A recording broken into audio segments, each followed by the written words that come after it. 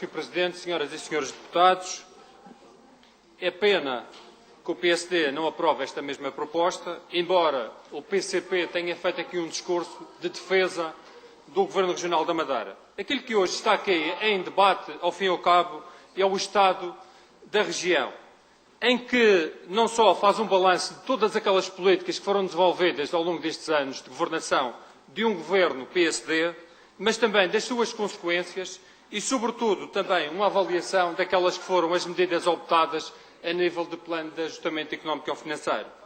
A senhora deputada Rafaela Fernandes fez referência aqui a um dado importante e gostaria de recordar que, realmente, se o país está sobre resgate e de um plano de ajustamento económico-financeiro, esse resgate deve, sobretudo, às governações do Partido Socialista.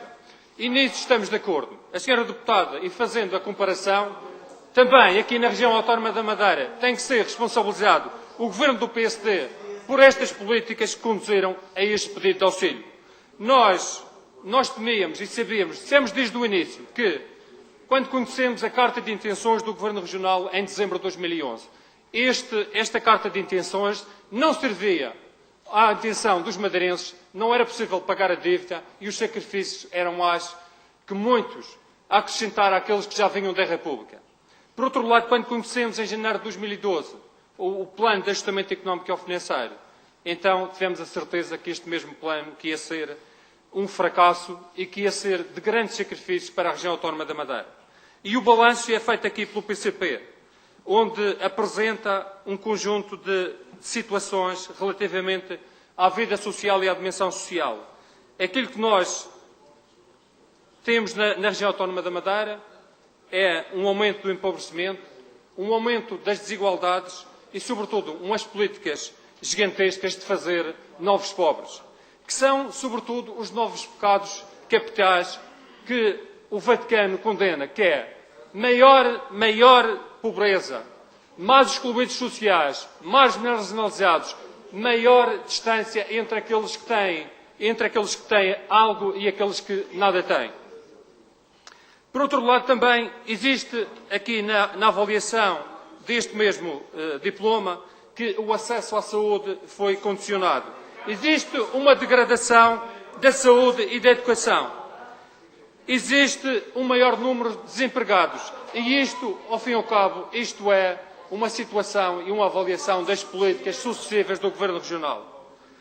Nós gostaríamos de classificar aquilo que tem sido a postura do Governo Regional.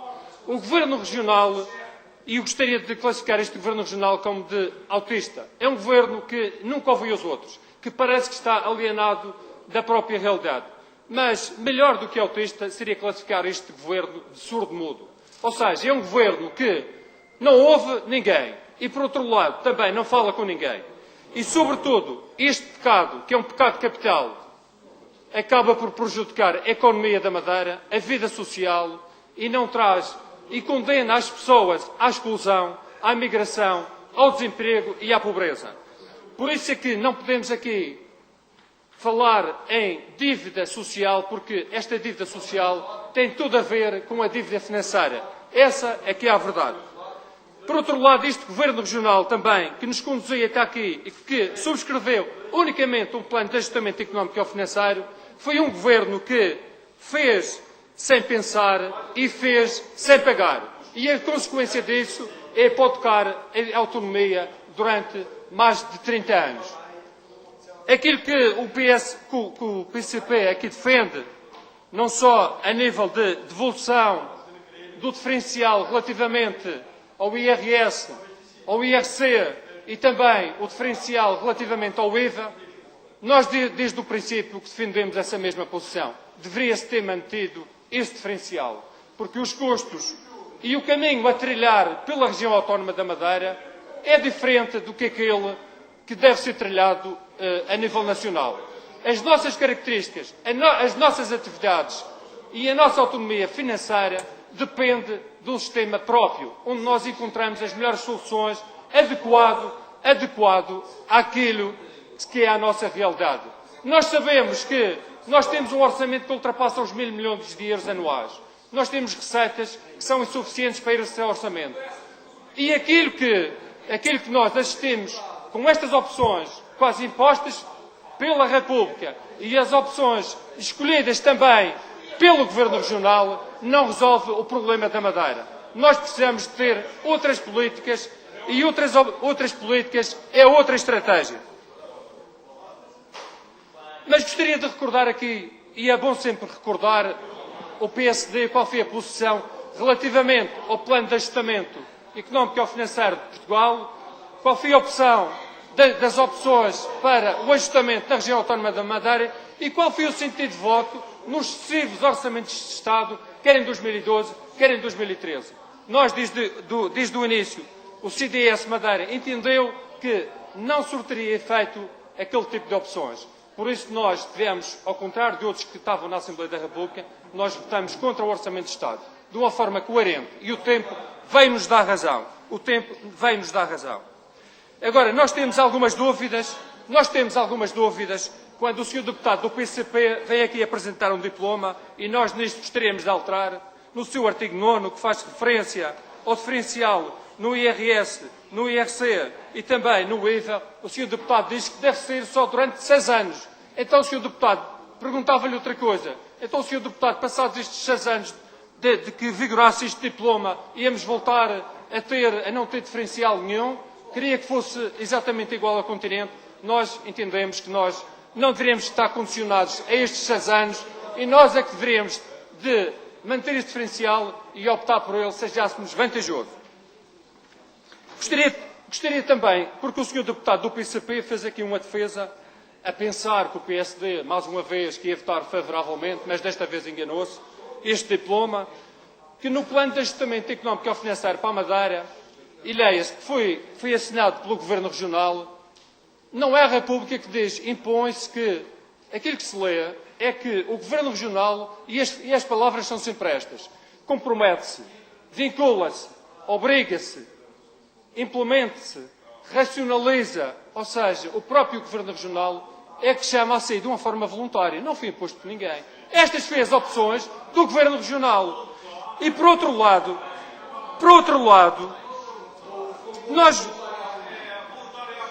nós gostaríamos de ler aqui algumas passagens do plano de ajustamento económico e financeiro, que diz assim, parcerias público-privadas, revisão destas parcerias. Até à data ainda não foi poupado 1 cêntimo do erário público com estas parcerias público-privadas. Existe uma morosidade em negociar estas parcerias. Já passaram 2 anos e a realidade é que não houve nenhuma poupança. Isto é urgente. E nisto não houve poupança nenhuma. Isto estava lá, não foi negociado. Outras questões. Na questão da saúde, o Governo Regional diz, compromete e assegurará que existirá uma poupança de 20 milhões de euros na saúde. A saber, racionalização do transporte de doentes não urgentes, 1 milhão de euros, racionalização nos consumos, 15%.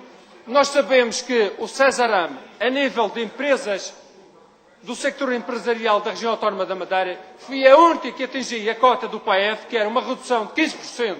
Nenhuma outra empresa pública conseguiu reduzir tanto. Na saúde, onde as pessoas são o principal destinatário da saúde, foi aí que existia uma redução. Nós discordamos destas opções. Por outro lado, foi prometido também que há 2 anos atrás teríamos as receitas eletrónicas, com a implementação da prescrição eletrónica. Porquê é que até agora estas medidas não foram implementadas? Aqui é que existia uma poupança e havia uma libertação de recursos para outras coisas. Só para terminar, eu gostaria de fazer um balanço àquilo que foram estas políticas.